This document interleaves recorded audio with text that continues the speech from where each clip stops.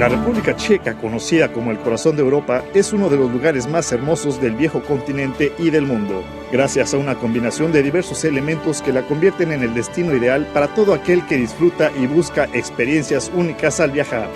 El 1 de enero de 1993 se divide Checoslovaquia, dando nacimiento a Eslovaquia y a la República Checa, ambas situadas en la Europa central.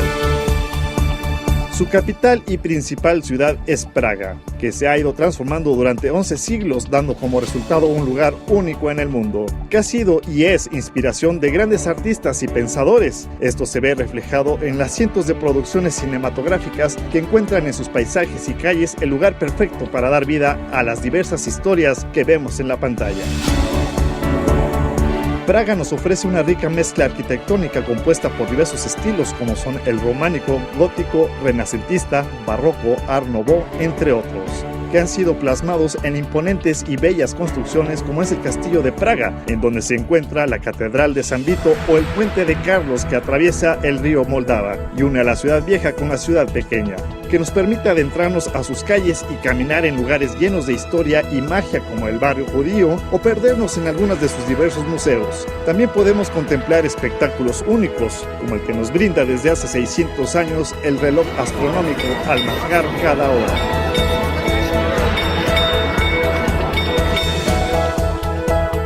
Por esto y más, Praga es uno de los destinos turísticos más importantes del mundo, reconocido por la UNESCO, declarando al antiguo casco de la ciudad como Patrimonio de la Humanidad. República Checa es tan diversa y espectacular como su capital, ya que nos ofrece historia, bellos paisajes y lugares increíbles dispersos en todo el país. Una muestra de ello son sus 12 Patrimonios de la Humanidad, en donde encontramos la Catedral de Santa Bárbara, fundada en el siglo XIV, ícono de la arquitectura gótica, o la Capilla de Todos los Santos, en donde su sótano alberga el osario más grande de toda Europa, en donde se utilizaron alrededor de 40.000 huesos para conformar el arte de la capilla. Otras ciudades de gran relevancia que República Checa nos ofrece son Brnošovský, Krumlov y Kroměříž, por solo mencionar algunas de las más importantes. República Checa posee grandes extensiones de montañas y áreas verdes, en donde se desarrolla el turismo de naturaleza y deportivo durante todo el año.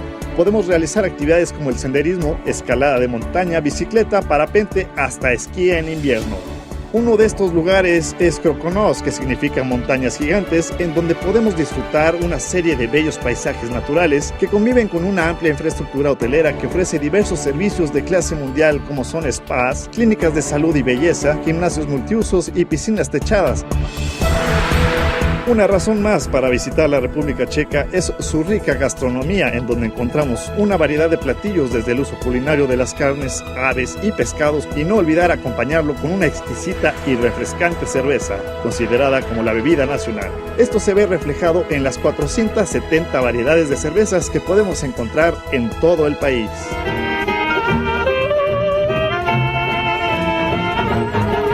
La República Checa te invita a conocer a su gente, quienes te esperan para brindarte su hospitalidad por medio de servicios de clase mundial y hacer que vivas la mejor experiencia de tu vida. Ven a conocer República Checa y a sentir cómo late el corazón de Europa.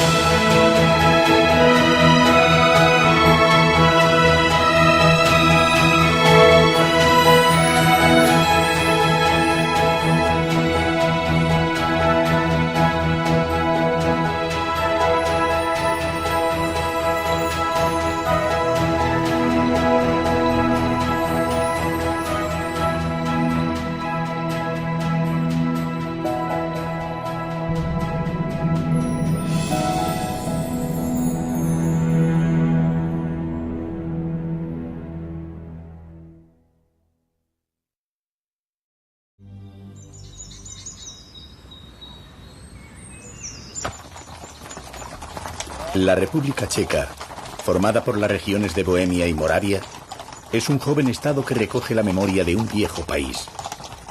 Consiguió su independencia política el 1 de enero de 1993. Pero durante milenios, su geografía ha sido un espacio por el que han circulado pueblos, mercancías y culturas. Un lugar de encuentro entre germanos y eslavos, entre las tradiciones del Mediterráneo y las procedentes del Báltico. En sus paisajes en la arquitectura de sus ciudades, han quedado impresas como en un sismógrafo las convulsiones, esperanzas y desánimos de nuestro continente. Pocos países componen un espejo tan rico y deslumbrante de los avatares de Europa.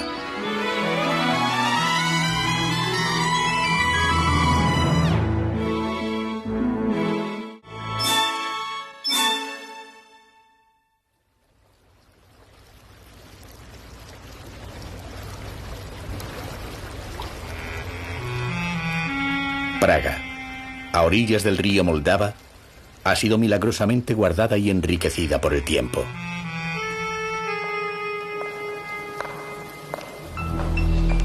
Es un inmenso y bello imán que ha recogido durante siglos la energía no solo de este país, sino del entero corazón de Europa.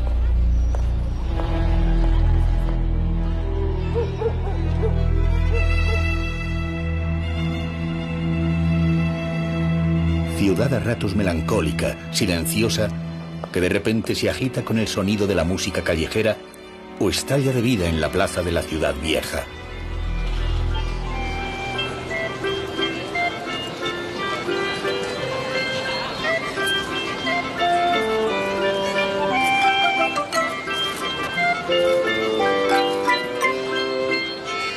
La actual capital de Chequia fue durante siglos un centro de poder y cultura del Sacro Imperio y también del Imperio de los Habsburgo.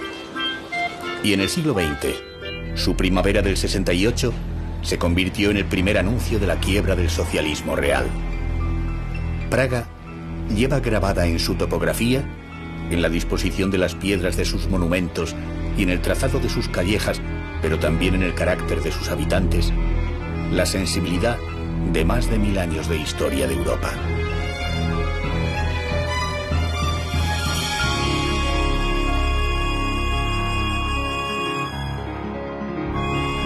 La biblioteca del monasterio de Strahov encierra una cristalización de esa diversidad y riqueza de su pasado. Es no solo una de las más bellas del mundo por su suntuosa decoración barroca, sino también una de las más ricas. La base de la colección se estableció en el siglo XVIII con más de 130.000 libros, de los cuales varios miles de ellos son incunables y primeras ediciones, incluida la de Revolutionibus Orbium Celestium, el estudio con el que Copérnico sentó las bases de la ciencia contemporánea. Dos salas, la de teólogos, decorada con una colección de globos terráqueos, y la de filósofos, forman los más nobles espacios de esta institución.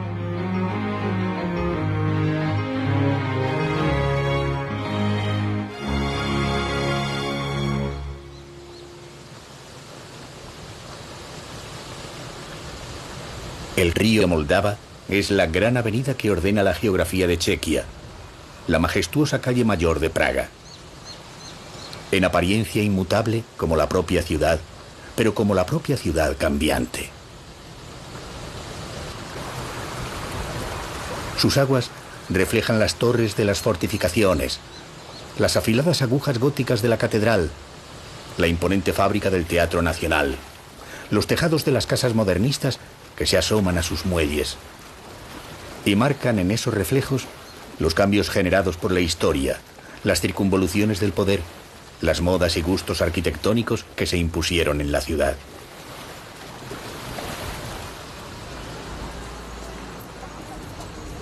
También el río es espejo del país.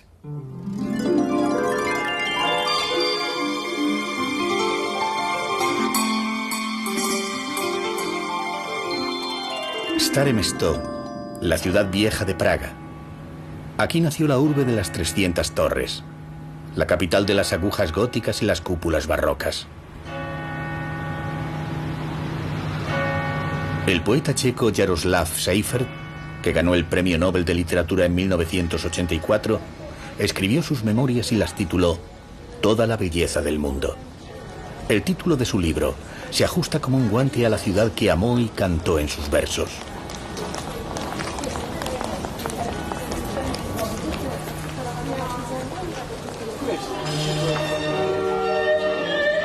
Praga tiene una piel de piedra labrada y un corazón de música. La ciudad rinde periódicos homenajes a los grandes compositores checos, a Dvořák y a Smetana, pero también a Mozart, que la eligió para vivir durante algún tiempo y estrenó en Praga su Don Giovanni. Cada año, auditorios, salas de conciertos, iglesias y palacios celebran con música de estos tres autores el festival conocido como Primavera de Praga. Teatro y música forman parte de la vida cotidiana de la ciudad y del país, cuyos espectáculos de sombras y de marionetas son aplaudidos en todo el mundo.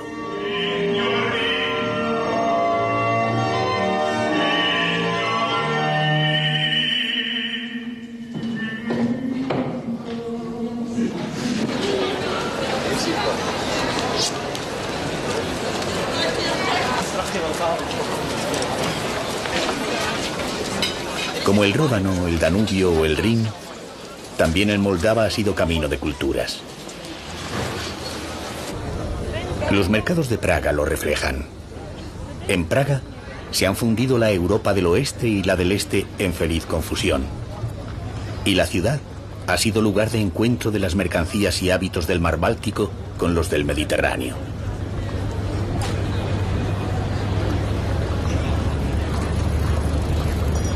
Italia ha influido profundamente en la vida de los checos, en su pensamiento y en su arte. Casas y palacios renacentistas, iglesias barrocas, delicados frontones, fachadas cubiertas de esgrafiados, son las luminosas pinceladas que ha dejado el sur en esta ciudad centroeuropea que el tiempo ha preservado casi intacta.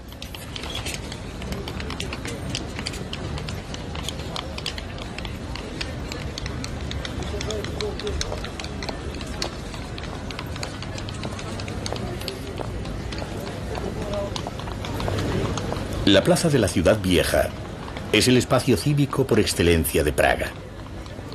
La bordean las torres de la iglesia de Tin y el ayuntamiento.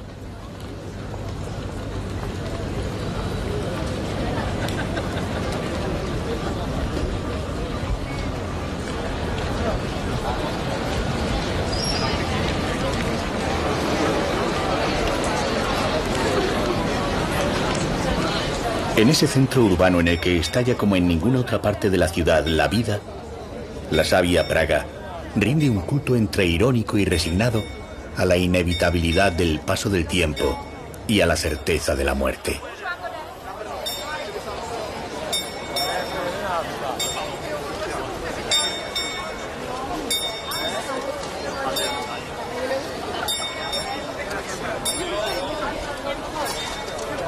Al toque de horas, los turistas aguardan la aparición de los autómatas del reloj de la torre del ayuntamiento. Los apóstoles desfilan ante la mirada ávida de la muerte que tañe la campana del tiempo. Tempus fugit.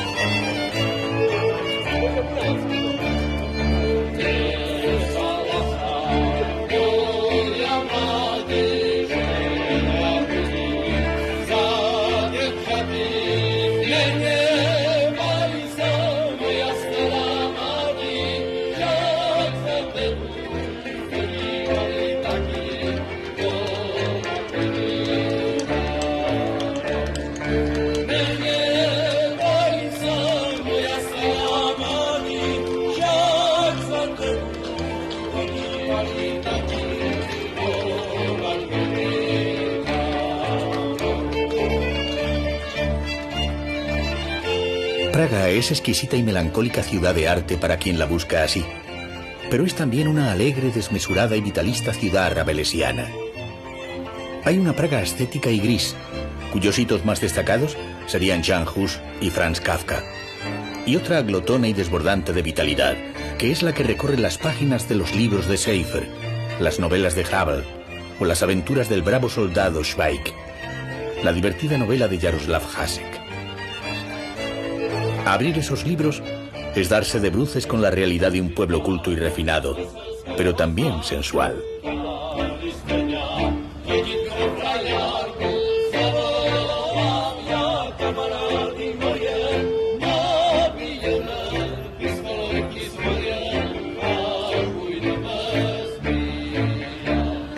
El pueblo que nos presentan estas novelas es ruidoso, alegre, omnívoro devorador de opulentos platos de carnes, de chacinas y sabrosas chucrutas, e incorregible bebedor de vinos, aguardientes y, sobre todo, de cervezas.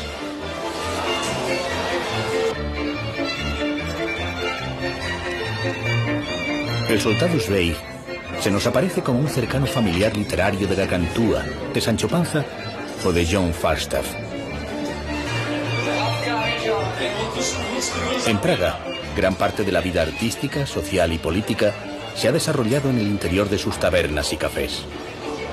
Algunas de esas tabernas han alcanzado la inmortalidad literaria, como Uslatejo Tigra, el tigre de oro, que frecuentaba el escritor Hrabal. Otras tabernas, como Ufleku, que este año celebra su 5º centenario de existencia, son famosas entre los checos por sus magníficas cervezas de elaboración propia.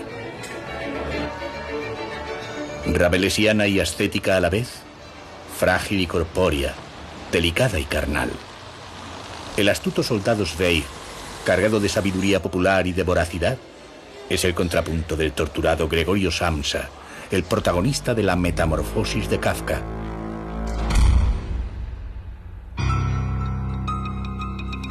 La Praga más ascética y despojada continúa la tradición del gran pensador igualitarista Jan Hus, cuyo extraordinario monumento preside la plaza de la ciudad vieja. Se alza en el lugar en el que fue quemado como castigo por sus ideas revolucionarias.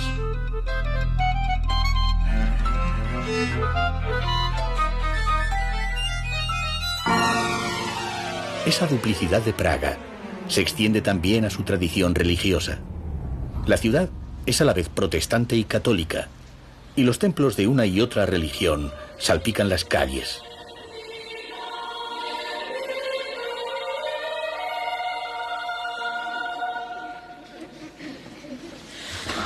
La iglesia protestante dedicada a San Nicolás cumple las normas de desnudez icónica, pero no consigue atenuar la sensación de poder y lujo que contrasta llamativamente con el ascetismo absoluto que el reformador Jan Hus predicó en su mensaje.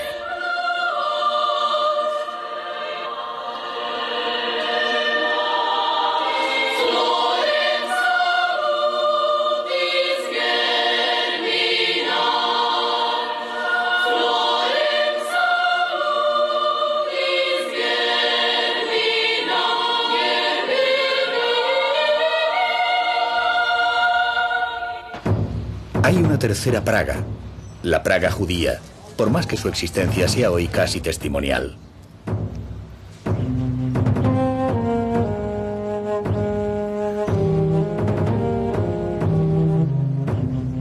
El peso e influencia de la comunidad hebraica fue enorme en la historia de Praga, aunque alguien haya definido esa relación de los judíos con la ciudad como la historia de casi 1000 años de persecuciones. El viejo gueto, residencia obligatoria de los israelitas hasta 1848, y que estaba cercado por una muralla desde el siglo XIII, fue destruido a finales del XIX. Kafka escribió: los rincones oscuros, los pasajes secretos, las ventanas cegadas, los patios mugrientos siguen viviendo entre nosotros. Poco tiempo más tarde, el nazismo exterminaría a casi 40.000 judíos de Praga. Hoy viven en la ciudad poco más de 1000, aunque aún existe media docena de sinagogas, algunas de notable valor histórico y artístico. Sus cementerios nos parecen especialmente melancólicos, con las lápidas casi amontonadas unas contra otras. Nos recuerdan las condiciones de agobiante falta de espacio en las que se vivió en el gueto. Aunque no siempre sufrieron marginación y pobreza los judíos pragueses. Con Rodolfo II, a fines del siglo XVI, vivieron un gran momento de esplendor. Rodolfo II fue un rey culto y extravagante. Protegió a magos y alquimistas, y se rodeó de asesores judíos que practicaban la alquimia en sus casas de Zelatá Ulica, la calle del Oro, una calleja que aún hoy puede contemplar el viajero al pie del castillo. Fue por aquellos años cuando vivió en Praga el rabino Judá Lou ben Nezudel, a quien le atribuyeron la creación del golem, un ser de barro que cobra vida gracias a las artes cabalísticas y se ofrece al servicio exclusivo de su creador, quien puede manejar su voluntad y su vida. La leyenda del golem ha influido en la literatura universal y ha dado pie a inquietantes obras literarias, como la que, con ese título, escribió aquí en Praga Gustav Meyrink.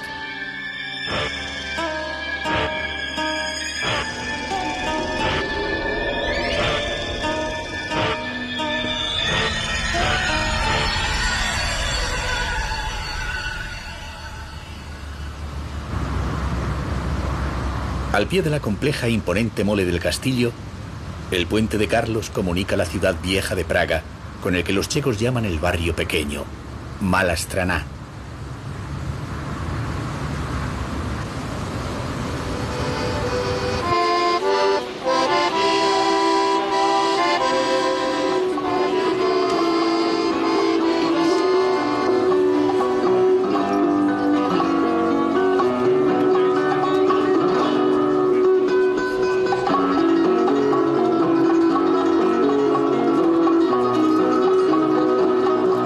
Construido durante el siglo XIV por el rey Carlos IV, el puente de Carlos es lugar frecuentado por pragueses y turistas. Su enorme belleza justifica sobradamente esa preferencia. Está escoltado por 30 imponentes estatuas de santos, incluida la de San Juan Nepomuceno, y que fueron erigidas como la representación más visible de la colonización católica que sufrió el país en el siglo XVII, tras la batalla de la Montaña Blanca, en la que fue derrotado el emperador protestante Federico, a quien los checos conocen como el Rey Invierno, porque eso, un invierno, fue lo que duró su reinado.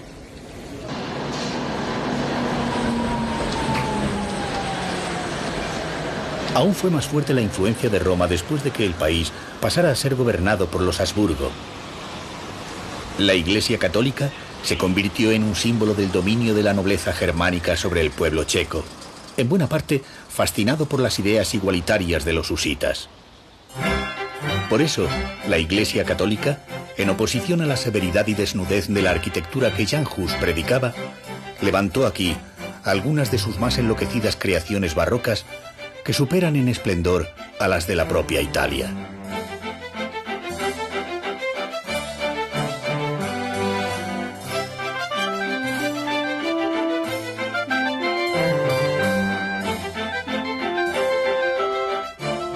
En la iglesia católica de San Nicolás de Mala Straná, los imponentes frescos de sus bóvedas y cúpula, sus adornos y molduras, parecen hablarnos de un afán de poder que se impone antes en lo terreno que en lo espiritual.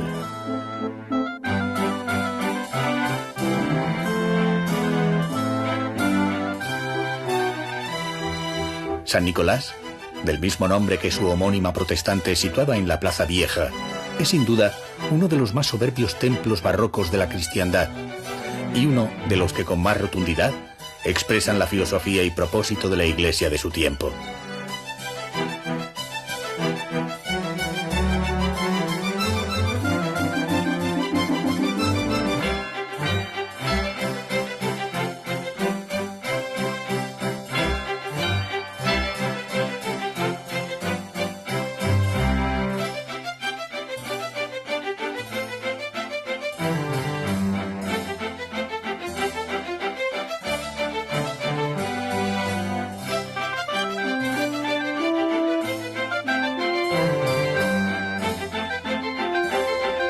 La imagen del venerado Niño Jesús de Praga, que cuenta con numerosos devotos en el mundo, es un signo más de esa artificiosa fe barroca, símbolo de la Contrarreforma.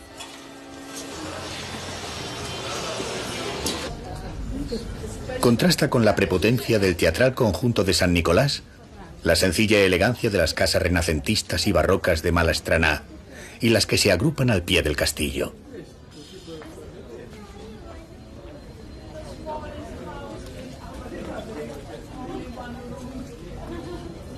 En la fachada de cada una de ellas se exhibe un símbolo que la define: un cordero, una llave, unos corazones, una serpiente, y que era el que le servía para ser reconocidas en un tiempo en el que las casas no estaban numeradas y muchas de las calles ni siquiera tenían nombre.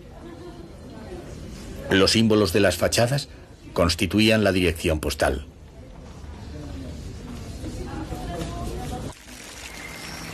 Este barrio tranquilo, a la sombra del castillo que Kafka escogió como símbolo del poder y la burocracia frente a la soledad del hombre contemporáneo, fue el barrio que cantó Jan Neruda, escritor de Las Gentes Sencillas, fundador del folletín popular y cuyo apellido tomó Ricardo Neftali Reyes, un poeta chileno, cuando decidió llamarse Pablo Neruda, rindiendo homenaje a la sencillez y amor por los de abajo que destila la obra del autor checo. El castillo de Hrádkani se yergue sobre la ciudad como un ave que la vigilara desde hace más de 1000 años.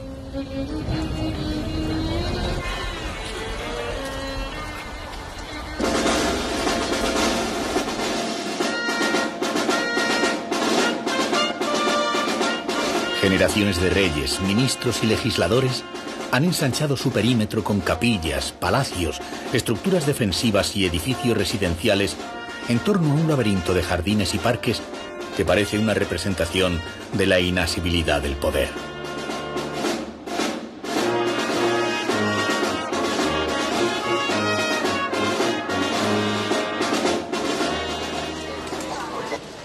El castillo incluye y abraza en su complicada arquitectura la vieja catedral gótica de San Vito, y de ese modo nos habla de las estrechas relaciones que mantuvieron poder religioso y poder político.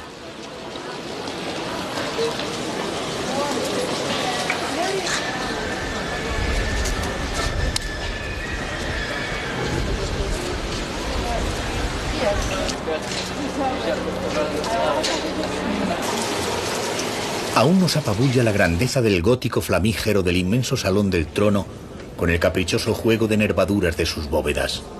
Albergó grandes fastos y actos de violencia política. Desde la ventana de una estancia situada junto al salón del trono, los enfurecidos representantes de la ciudad de Praga arrojaron a 2 ministros del emperador y a su secretario en un acto que la historia conoce como la Segunda Defenestración de Praga.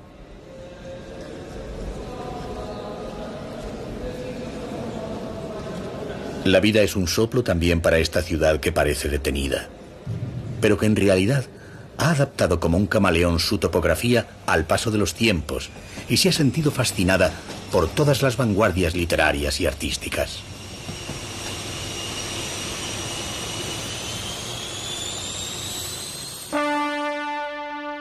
Praga no es solo la ciudad del gótico o del barroco, es también la ciudad de la modernidad de principios del siglo XX. La ciudad de Rilke, en cuyos libros la poesía parece saltar la barrera del tiempo en busca del clasicismo, pero también la de Kafka, que expresó como nadie la angustia del hombre que había de sucederle.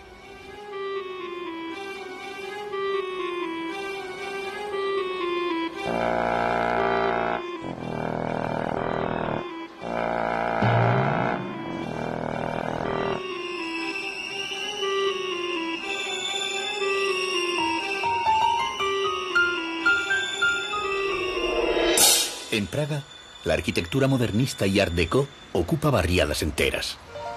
Nació en los alrededores de la Plaza Wenceslao, centro comercial que a fines del pasado siglo sustituyó el de la vieja Praga del interior de los muros. Hay una geografía modernista de Praga, cuyo recorrido puede iniciarse en la deslumbrante estación de ferrocarril, donde una inscripción proclama a Praga como madre del mundo. El recorrido de la Praga modernista sigue por la avenida de París, por edificios como el Hotel Europa y la Casa de la Ciudad, o por los que se asoman a los muelles junto al puente de Jirásek.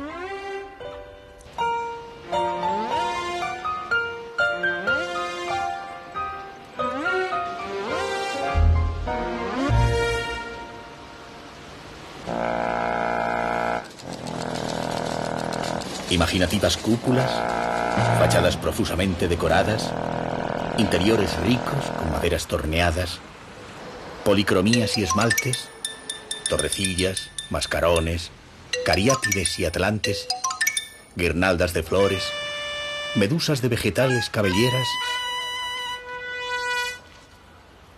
El modernismo fue la arquitectura de un tiempo en el que en los cafés de Praga se reunían los intelectuales nacionalistas como Masaryk y Eduard Benes para enunciar una Chequia al margen de aquel altivo imperio austrohúngaro que ni siquiera reconocía al checo como lengua y mucho menos como vehículo literario. Para la corte de Viena, la bella lengua checa era un habla vulgar de criados y campesinos.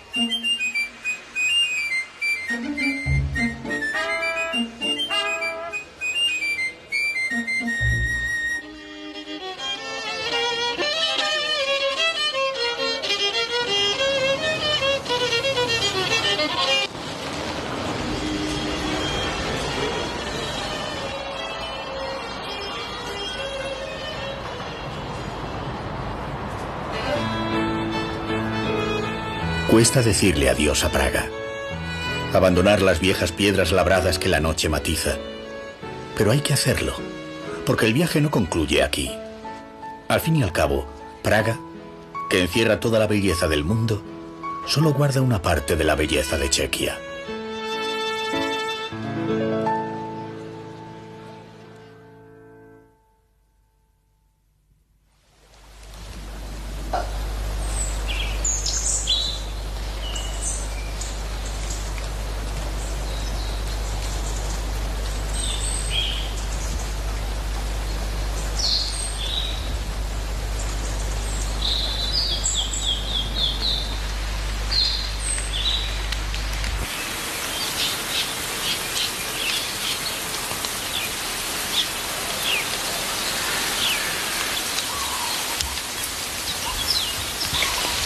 Al oeste de Praga, en las suaves colinas de Bohemia, entre los frondosos bosques, el agua se convierte en protagonista del paisaje y de la cultura.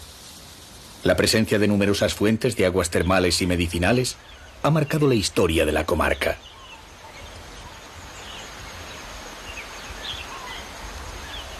En torno a esa presencia se han levantado en los 3 últimos siglos algunas de las más románticas ciudades de la República Checa.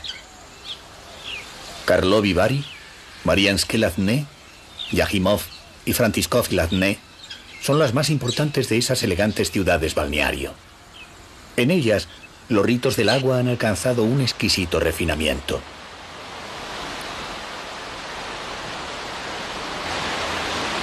La tradición higienista de las aguas medicinales, que extendieron los ilustrados durante el siglo XVIII, hizo nacer en Europa las ciudades balneario.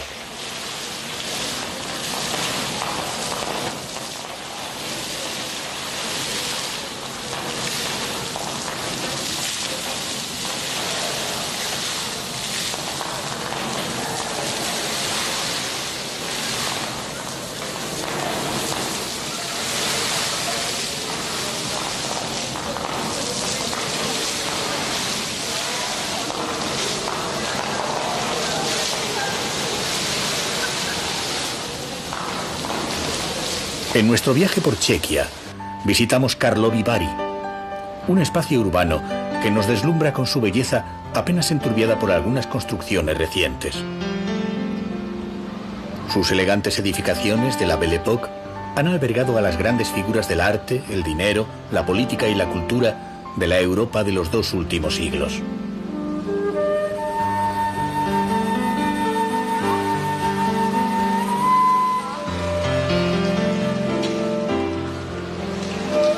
En Karlovy Vary, el agua es un motivo omnipresente. Expande su denso vaho bajo las cúpulas de cristal y galerías de delicadas columnas y lo envuelve todo con ese característico aroma de herrumbre que delata la presencia de minerales en las fuentes termales que el visitante contempla empaquetadas en soberbios decorados que un día representaron la cumbre de la modernidad de su tiempo y hoy nos parecen decadentes, sin por ello dejar de admirarnos.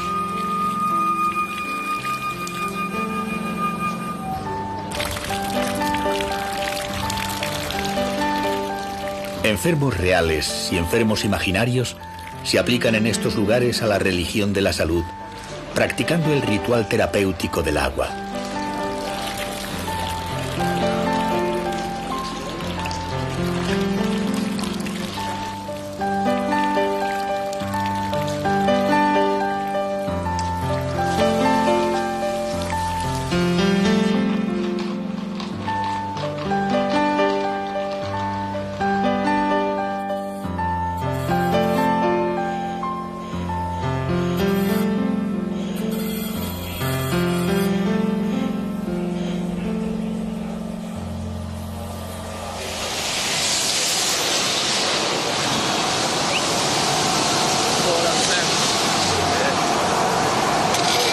El cristal de Bohemia, prestigiado en todo el mundo, se talla en las cercanías de estas ciudades balneario y parece materializar una metáfora del turismo de lujo que durante siglos marcó la vida económica de la región.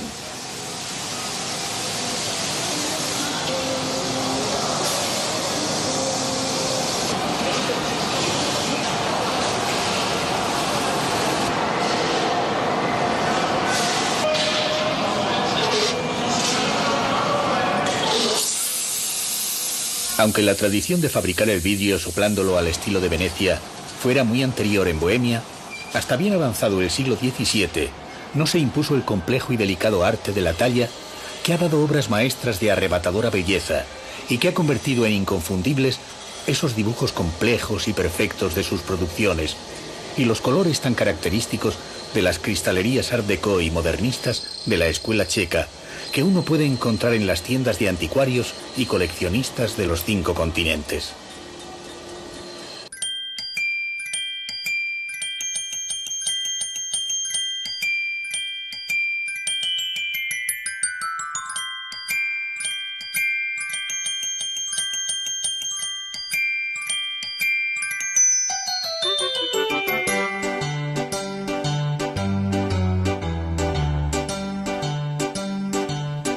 Chopin, Marx, Beethoven, Kafka, Freud, Schiller, Gogol, Pedro el Grande de Rusia, Bach, Wagner, el Kaiser Guillermo.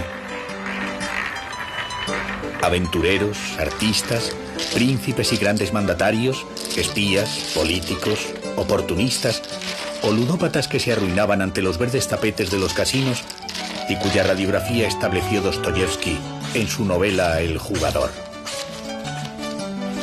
Sería interminable la lista de visitantes y clientes habituales de los lujosos hoteles de estas ciudades balneario, entre los que destaca por su larga historia el célebre Hotel Pup de Karlovy Vary, cuyo registro de clientes es casi un acta notarial de los protagonistas de la historia de Europa durante el penúltimo siglo.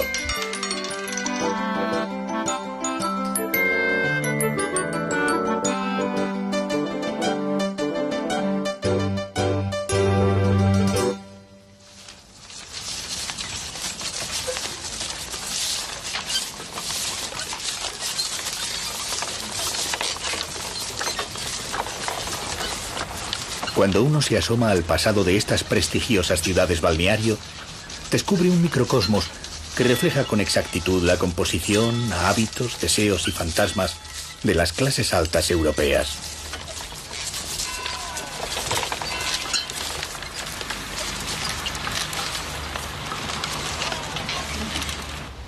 Marianske Ladné, más conocida por su nombre alemán Marienbad, es si cabe más bella que Karlovy Vary y posee un aire más reservado y exclusivo. En 1818 fue declarada ciudad balneario oficial de la monarquía austríaca y nunca, ni siquiera bajo el paréntesis del socialismo, ha perdido su aire aristocrático levemente altivo. El rey de Inglaterra, Eduardo VII, e Ibsen frecuentaron sus baños y el viejo Goethe vivió en Marianske Ladné a sus 74 años un apasionado romance con una jovencita de 19.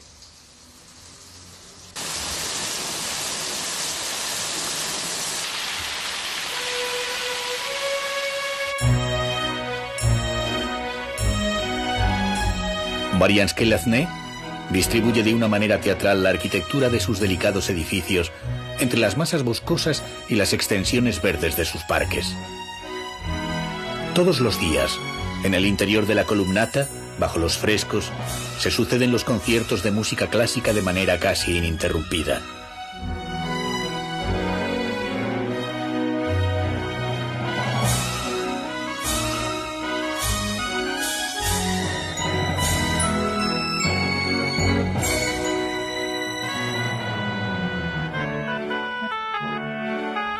El director de cine francés Alain Resnais reflejó en los años 60 ese paisaje crepuscular en una película que se convirtió inmediatamente en objeto de culto para los amantes del cine. La tituló El año pasado en Marienbad.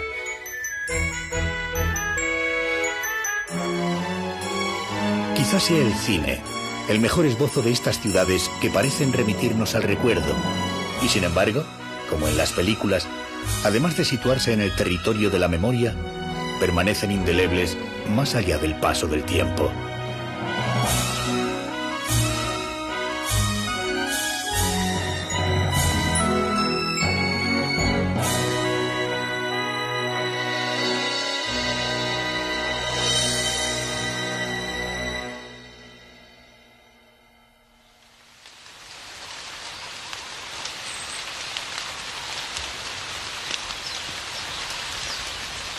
En las cercanías de Brno, y a un paso del lugar en que Napoleón venció a toda Europa en la batalla de Austerlitz, aparecen formaciones calizas que el agua erosiona concediéndoles extrañas y torturadas formas, y que los geógrafos conocen como paisajes kársticos, precisamente por el nombre de esta región, el Kars. Hay más de 400 cuevas en los alrededores de Brno, muchas de ellas recorridas por ríos subterráneos, como el Pumba, que tras abandonar su trayecto bajo la tierra, se abre a un imponente desfiladero cuyos bordes se elevan por encima de los 100 metros.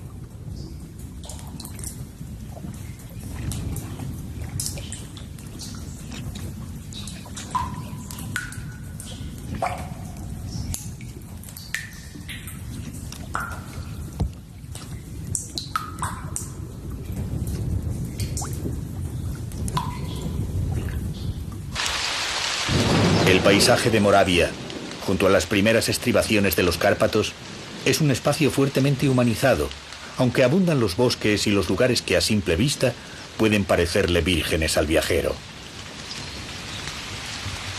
La explotación desde la temprana Edad Media de minas de plata en Jihlava, la ciudad en que nació el compositor Gustav Mahler, debió potenciar una serie de fructíferos intercambios entre estas tierras y otras regiones. Imponentes fortalezas, como la de Pernstein, una de las mejor conservadas de Chequia, surgieron para controlar tales fuentes de riqueza.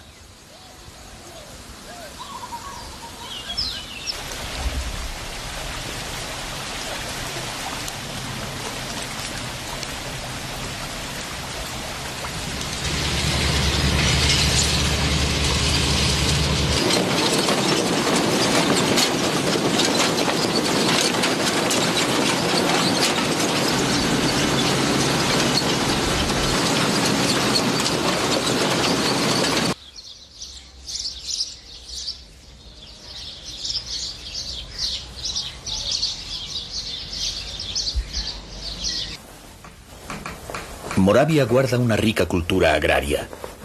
Todos los elementos de la vida cotidiana de sus habitantes, sus imaginativos trabajos artesanales, el cuidado con el que conservan las artes, fiestas y vestimentas tradicionales, o sus costumbres domésticas, expresan milenios de aportes culturales llegados en sucesivas oleadas desde todos los rincones de Europa. Evidencian el carácter de gigantesco pasadizo frecuentado por una multitud de pueblos que ha tenido Moravia a lo largo de su historia.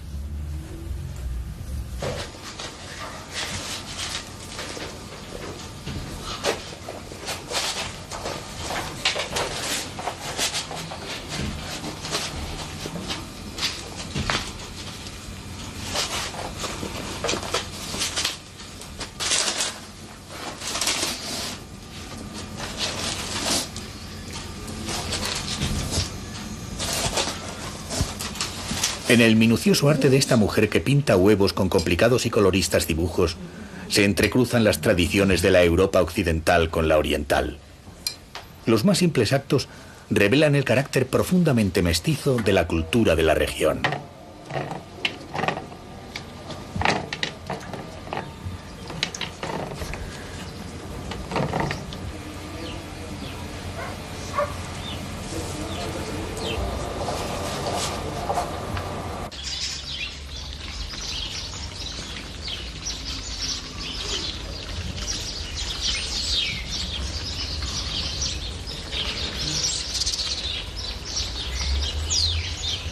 También fruto de esas entrelazadas influencias ha nacido la arquitectura de la ciudad de Telc, una de las más armónicas del país, con su gran plaza bordeada de casas de estilo renacentista y sus elegantes soportales. Algunas de esas casas poseen el equilibrio y la serenidad de las mejores construcciones florentinas, en las que por otra parte se inspiran.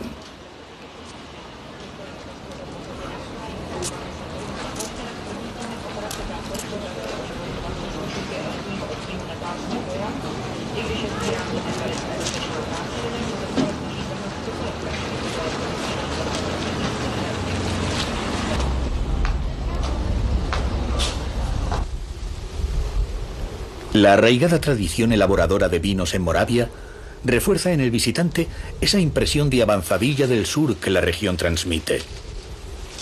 Al parecer, ya los romanos cultivaron en estas comarcas la vid, aunque los cultivos vitícolas y la elaboración de vino están perfectamente documentados desde los tiempos del reino de la Gran Moravia, es decir, desde hace más de 1000 años.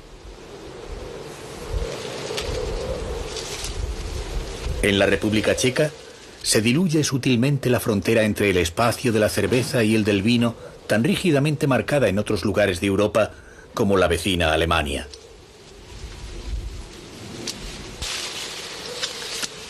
Al viajero que recorre Moravia durante el otoño, las colinas plantadas de viñedos en las cercanías de Mikulov le hacen pensar en algunos lugares de la lejana Borgoña. De hecho, fue desde Borgoña desde donde el emperador Carlos IV se trajo los esquejes de la variedad Pinot Noir, de los que surgiría, por adaptación a las condiciones peculiares de suelo y clima, la más popular de las vitíferas checas, la Rulanské Cervené, que proporciona elegantes vinos tintos llenos de cuerpo y complejos aromas.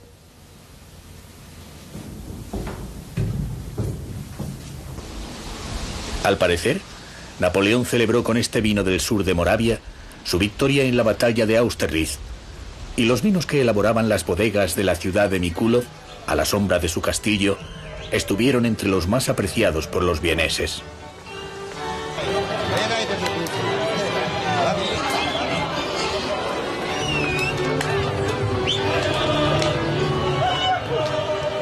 Como en otros lugares del mundo en los que se elabora vino, Moravia celebra con suntuosas fiestas el final de la vendimia. Los campesinos de las comarcas cercanas acuden a la reunión montados en carretas engalanadas con pámpanos de vid y vestidos para la ocasión con trajes tradicionales de intensos colores. Suena la música y atruenan los tiovivos y las atracciones de feria. En la fiesta de la vendimia se charla, se bebe, se come y se baila. Sobre todo se bebe. Es la gran celebración del vino nuevo. El último acto de las estaciones solares antes de que el largo invierno se apodere durante meses de la región. El postrer estallido de alegría colectiva y de color, después del cual se evaporará la ilusión de pertenecer a un espacio meridional y el paisaje se sumirá en la realidad del duro invierno continental.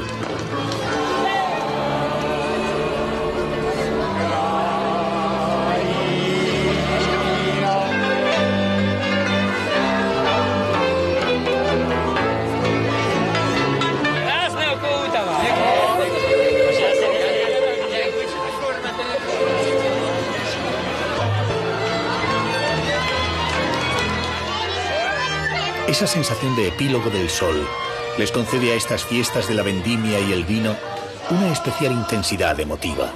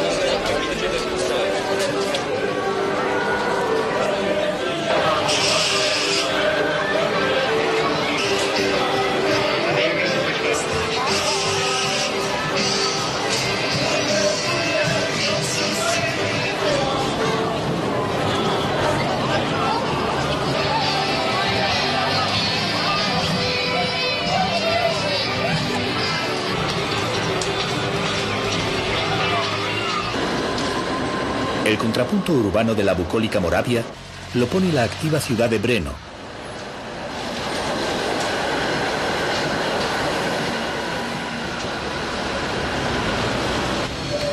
Centro industrial, ciudad de ferias y congresos, fue habitada por celtas y eslavos y nació como parada obligatoria en la ruta que unía el Mar Negro, a donde llegaban los productos del lejano oriente, con las riberas del Báltico, sede de las poderosas ciudades comerciales de la Hansa.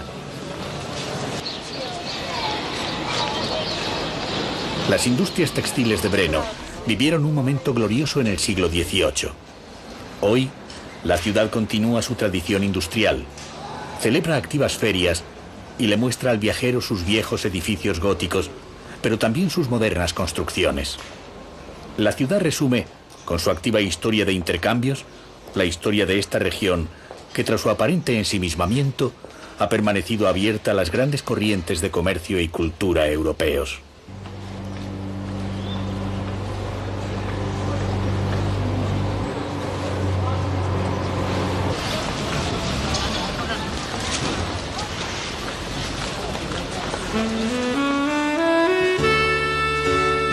Una última mirada al paisaje moravo nos lleva a los espacios románticos de Lednice, Valtice y Ratiškovice, inmensos palacios perdidos entre los bosques, rodeados de jardines y lagos, que vuelven a hablarnos de una aristocracia caprichosa y atenta a todas las modas del tiempo en la que le tocó vivir.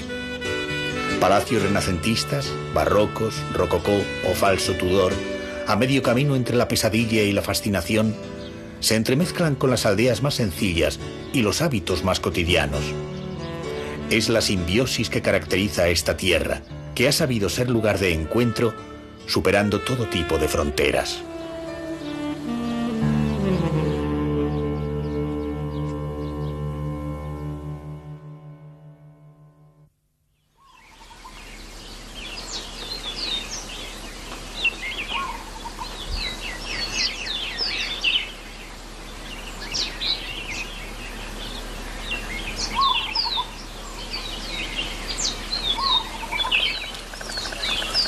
El paisaje del sur de Bohemia posee la belleza de los cuadros de los paisajistas holandeses.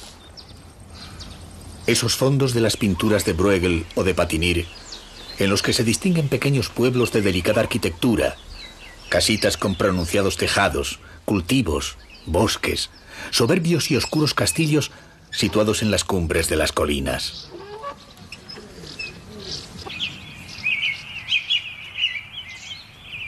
El bosque cubre gran parte del territorio del sur de Bohemia. Bosques de abetos, hayedos, robledales que ascienden hasta la cumbre de las colinas o se asoman a la infinidad de canales y ríos que desembocan en el Moldava, el gran río vertebrador de Chequia. Muchos de estos lugares constituyen auténticos paraísos para los botánicos, ya que cuentan con multitud de árboles centenarios. Y los viajeros que visitan la comarca pueden contemplar una rica fauna en libertad, entre la que se encuentran especies singulares como los curiosos ciervos blancos, característicos de la región.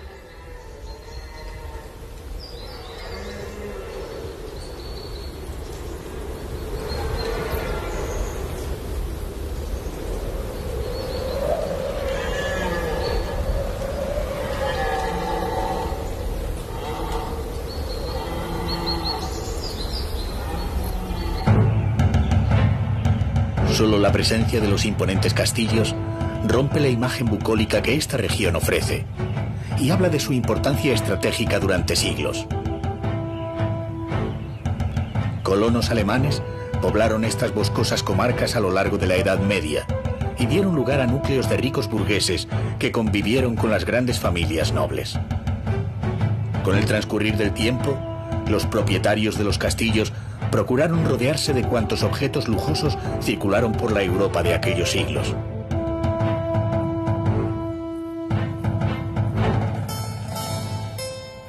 No es extraño encontrar en algunas de sus salas distintos cuadros de pintores de corte españoles a los que tuvieron acceso por la estrecha relación que mantenían los Habsburgo con su rama española de la Casa de Austria.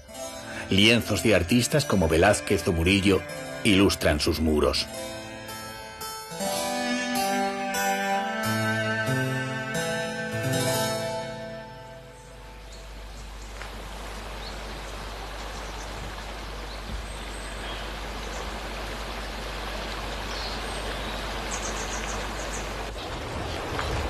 También a orillas del Moldava, esa gran avenida de agua de Chequia, se levanta la ciudad de Český Krumlov.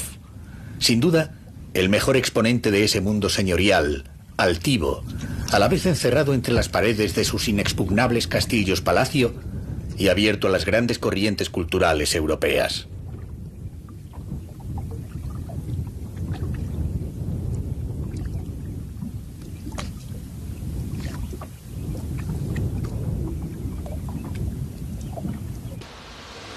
El Moldava divide y abraza con un cerrado meandro esta ciudad, que como tantas otras poblaciones checas, nos ha llegado perfectamente conservada, repleta de rincones agradables a orillas del río, pero también de bellas plazas, de fuentes, columnas de la peste, arcos y edificios hermosamente construidos, cuyas fachadas se decoran con frecuencia mediante molduras, pinturas o complejos esgrafiados. En 1992, su casco histórico fue incluido en la lista del Patrimonio Mundial Cultural y Natural de la UNESCO.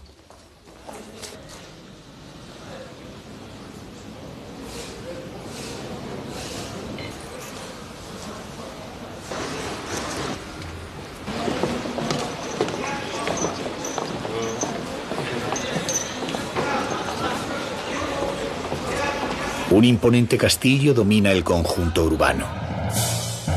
En ese castillo, las orgullosas familias de los Rosenberg, los Eggenberg y los Schwarzenberg se sucedieron durante 6 siglos.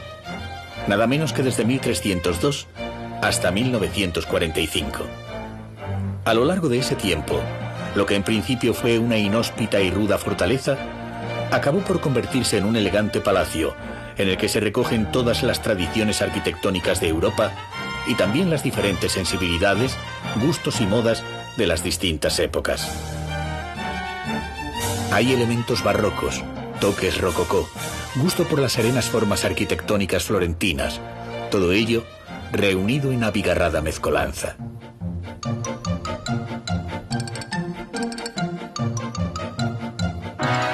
A la hora de decorar el salón de baile, los propietarios del palacio se inclinaron por la ligereza de unos humorísticos frescos que se inspiran en el carnaval veneciano, repletos de color y viveza. Pintoresquismo en la composición y tratamiento de los temas y cierto gusto por la caricatura grotesca dominan los frescos del amplio salón.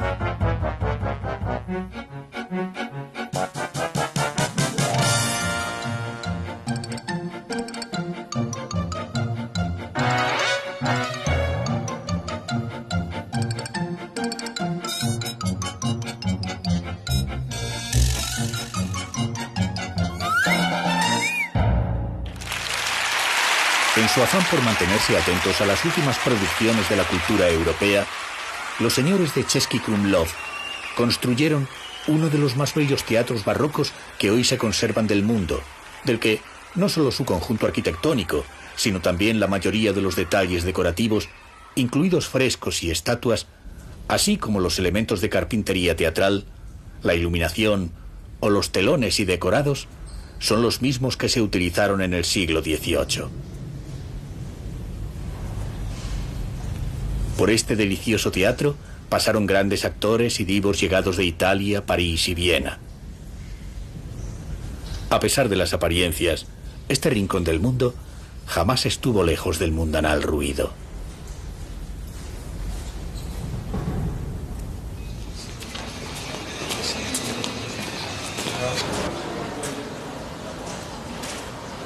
A los pies de la fortaleza de Český Krumlov, las aguas del Moldava fluyen con rumbo a Praga.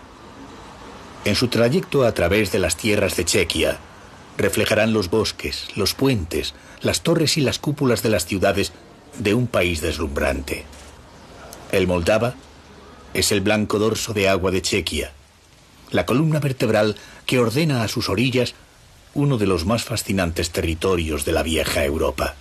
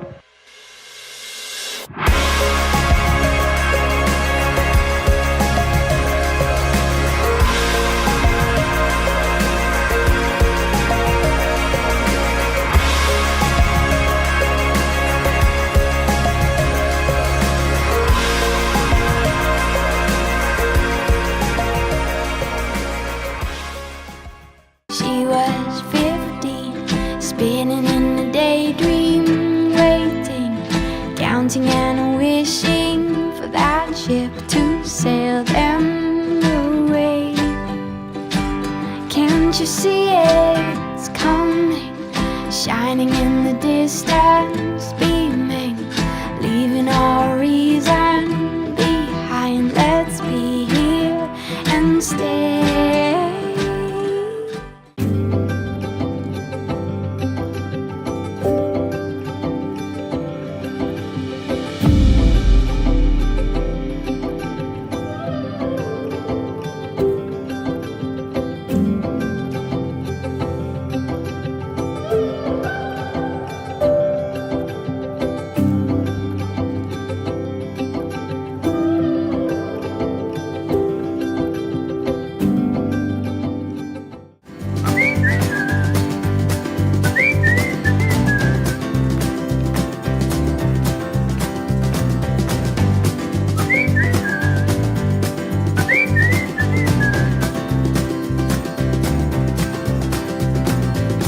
I'll find a smile for you, my dear. I'll find a love to conquer fear. I'll take it all in my stride and sing, sing, sing aloud while I'm walking.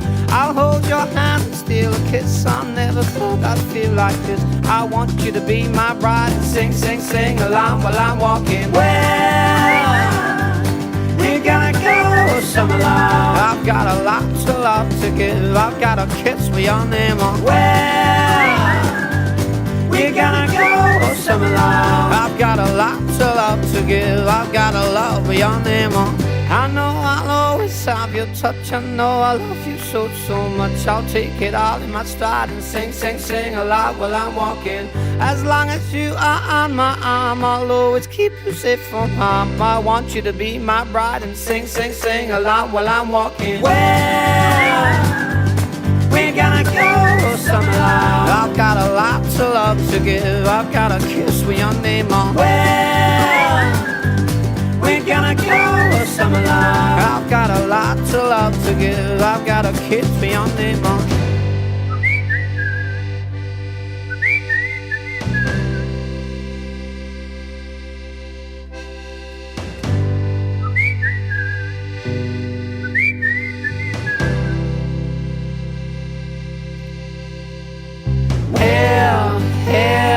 Here's your love, girls.